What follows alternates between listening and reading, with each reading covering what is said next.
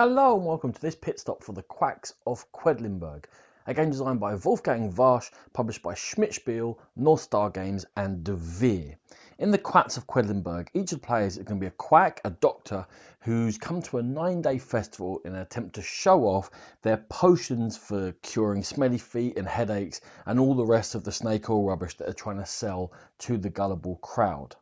In effect, what that means is over the course of 9 rounds, players are going to be drawing ingredients from their bag and they're going to be placing the ingredients into a spiral round here, hoping not to get too many of the garlic out, which will ruin their potion, hoping to activate powers from their ingredients and hoping to score the most points over the course of those rounds. Now, at the beginning of the round, a fortune teller card is drawn. It's going to have an effect over the course of the round. For example, every orange ship is moving extra space forward when this is in play, or an immediate one, in which this case this allows players to get extra chips or move further along on the victory point track, which is how you're going to win. Once you've dealt with the fortune teller cards, each of the players simultaneously are going to be drawing these tokens from their bag. Now, everyone starts with a bunch of these white tokens, and when they come out, where you place a token, it's from your water droplet around the spiral as far as the value of that token. So these ones will go next to each other, but if I drew a 2, we'd leave a gap there and move 2 spaces on and it would go there. Now these white ones are a pain because if ever you go above 7 on here in these white and these garlic, then you've exploded your potion and it's going to affect you slightly later on when we go through the other phases of the game. You also start with 1 pumpkin and 1 of these garden spiders, and you got a chance to buy these other types of ingredients later on during the game.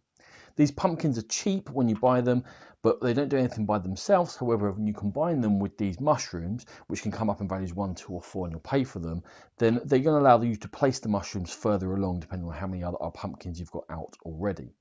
When you draw a crow skull, that's going to allow you to draw a certain number of chips from your bag, look at them and decide one of them to place on your board and put the others back in. The only other type of token that would activate as you place it onto your board are these yellow ones. And if ever you place a yellow token and the one immediately before it is a white token, you get to take that off, no longer adding to your value up to 7, so that the risk of exploding your potion has been reduced. Now, once everyone has exploded their potion or decided to stop, we're then going to go through the resolution phases. As you go around here and you push up and up, whichever token that you decide to stop on, which is furthest along, you look at the next space and whoever's got the highest value there now is going to get a little bonus and they get to roll a bonus die, but you won't get to do that if you've exploded your potion, which is one of the limits on exploding your potion. Then we get to look at the other 3 types of tokens and resolve those ones, and they're quite easy.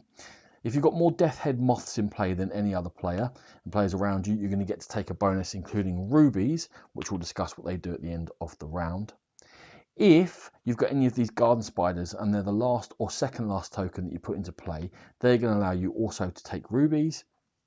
And the final one is, if you've got more of these little wormy purple ones here, then you get indicated bonuses for having 1, 2 or 3 of them in, but they do cost 9 to buy.